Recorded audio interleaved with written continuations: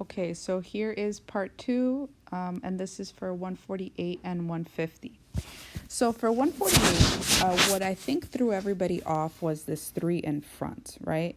Now, the thing with the 3 is that it doesn't have an x next to it. So it's not something I need to use to set up my fractions. And it's almost like doesn't do anything. All I care about is what has an x. Those are what we call factors. So when I look at this factor, this is called repeated linear. Repeated linear is set up with also capital letters. So you put A over itself, and then you put B over the whole thing. Now, if you put the 3 in front of each one, that's also correct. I noticed some of you did that, but you don't even need to use the 3 because again, 3 doesn't have an x. So up to you with the 3 or without the 3. But if you're going to use the 3, you have to put the 3 in front of each one. But honestly, I think this is the easier way. So just go with this. All right, and so then you guys remember that each fraction is going to get multiplied by the LCD, which is the first one. So x minus 1 squared, x minus 1 squared, x minus 1 squared. And in the first one, you're going to be left with 4x minus 2 over 3 equals 1x minus 1 will remain. And here, just b will remain.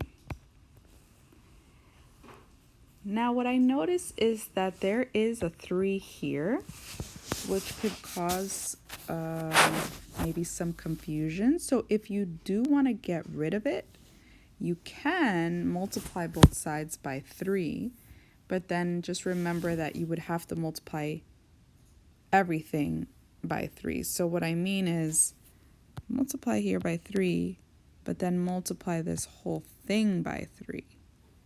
So what does that look like?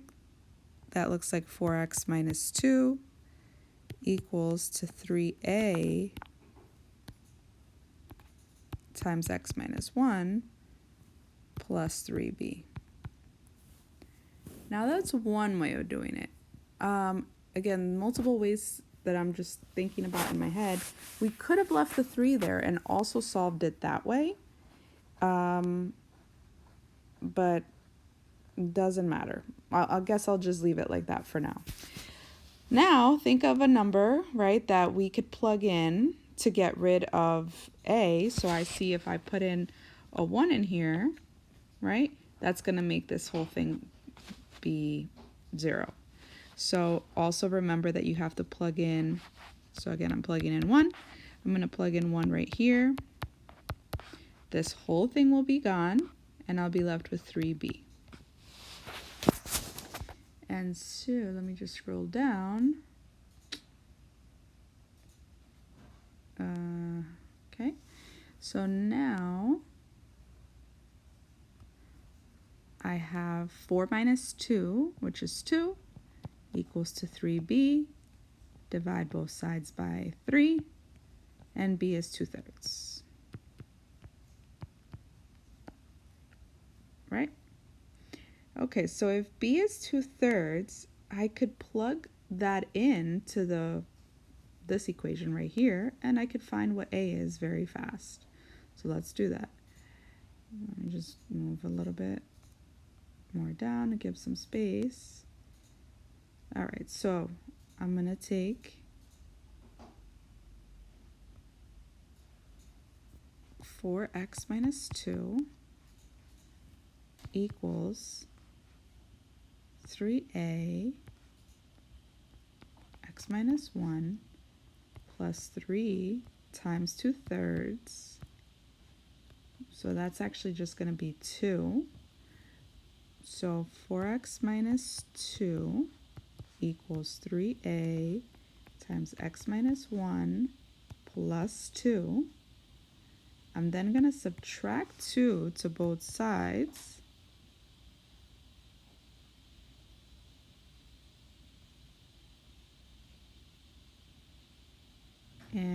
do that, oh no, that doesn't cancel out. Oopsie. That's going to be -4. So it's 4x minus 4 equals 3a parentheses x minus 1. And so that I could distribute that, and I would get 4x minus 4 equals 3ax minus 1. Then I would match up these. So 4x equals 3ax. Divide the x out. X is gone. And so 4 equals 3a. Divide both sides by 3. And a equals 4/3. Got it? So now we can't forget, we got 2/3, sorry, we got 4/3, and for b we got 2/3. Now we want to plug it into our original partial fraction. So if we scroll up, well, you obviously have notes in front of you. I'm thinking you're taking notes maybe. If I look up here, right, to the a over x minus 1 plus the b over x minus 1 squared, I'm going to plug that in there. So 4 over 3 over x minus 1 plus 2/3 over x minus 1 squared. And if you remember the hammer, I'm going to take these 3's and push them down. And so my final answer is going to be 4 over 3 parentheses x minus 1 plus 2 over x minus 1 squared. Oh, with a 3 in front because I pushed down the 3. All right, so that is number 148. All right, so now I'm going to go to 150. And if you got 150 correct, you don't need to watch this next part. It's whatever you need help with. All right, so here is 150. So we have 4x squared over x minus 1 x squared plus 1. So again, first thing you want to do is try to factor, but this is already factored just like 148 was already factored.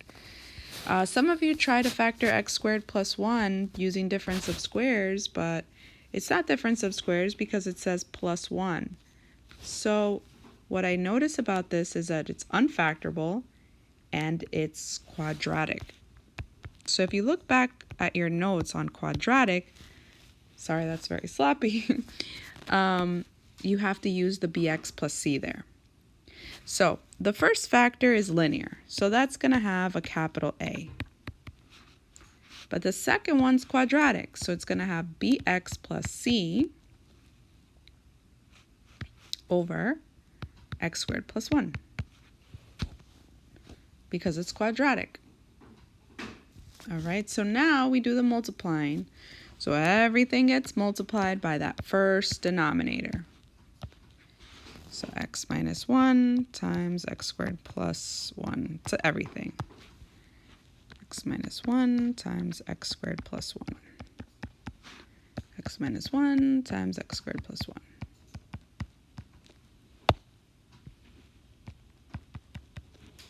All right, so here everything cancels. So I have just 4x squared.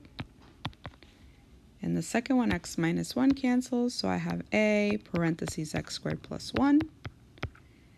And in the last one, x squared plus 1 cancels, so I have, now be careful here, I have bx plus c, I'm going to put in parentheses next to x minus 1 because it's binomials. Just keep that in mind. All right, now what I could do is I could try to figure out a number that's going to turn one of them into 0. I can see that in the last one here, right here, let me maybe put it in white so you see.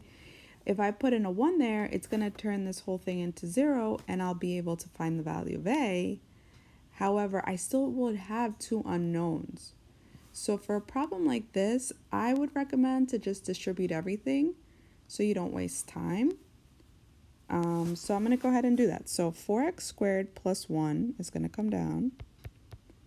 And then I'm going to have ax squared plus a plus, a lot of distributing in the next part. So bx squared minus bx plus cx minus c. Then remember, you want to put all the terms that have the same exponent next to each other and try alphabetical order. So 4x squared equals ax squared plus bx squared minus bx plus cx, and then plus a, and then minus c. Then you want to do the factoring. These two would get an x squared taken out. These two would get an x taken out. Can I don't know. No, it's not working. All right, so I have here a plus b x squared.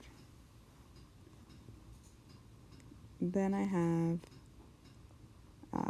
plus negative b plus c x. And then I have just a minus c. Nothing can factor there. It's just a minus c. Now I'm going to match things. Now, the only thing I can match is the x squared. Everything else doesn't have a term, so let me show you what I mean.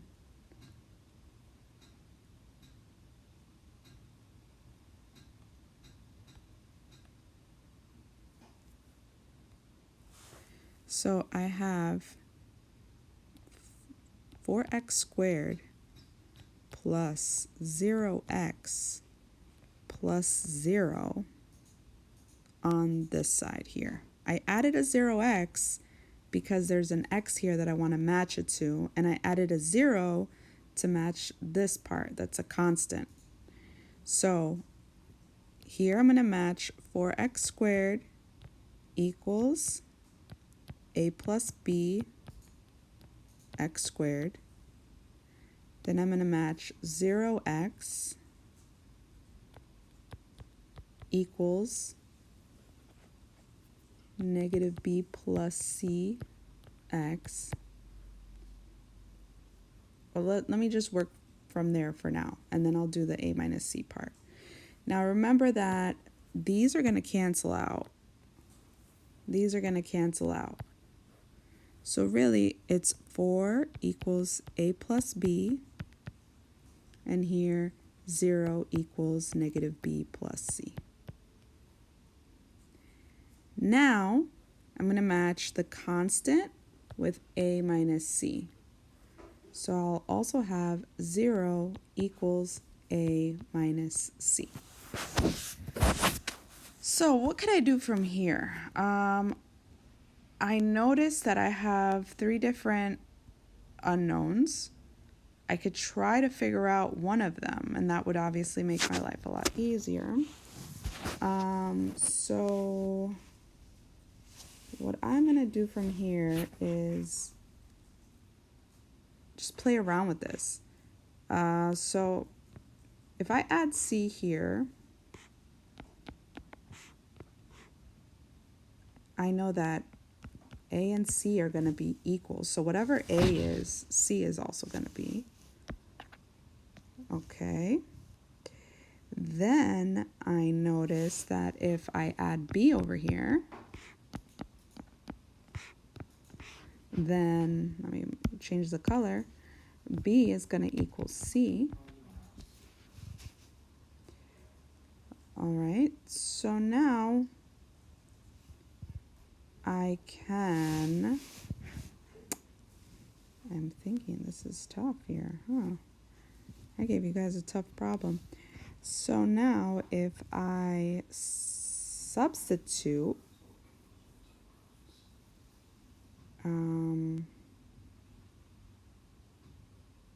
I got an idea. So I'm going to take B, this B over here, and I'm going to change it to C that I found right here, right? So 4 equals A plus C. And then I'm actually going to take this equation before I added C to it, and I'm going to put it under here. So 0 equals A minus C. Why did I do that? Because now I can add these equations, and I see here that these C's are going to cancel out, and I'm going to have 4 equals 2A because I added these A's together. And now divide 2, and so 2 equals A. So if I found the value of A, that means I also found the value of C. And if I found the value of C, I also found the value of B. So they're actually all 2, right? You see that? So A equals 2, B equals 2, and C equals 2. So now all I have to do is plug in everything into the original partial fractions. So when we scroll up, 2 is going to go and replace for each one. So I will have here my final answer, 2 over x minus 1 plus 2x plus 2 over x squared plus 1.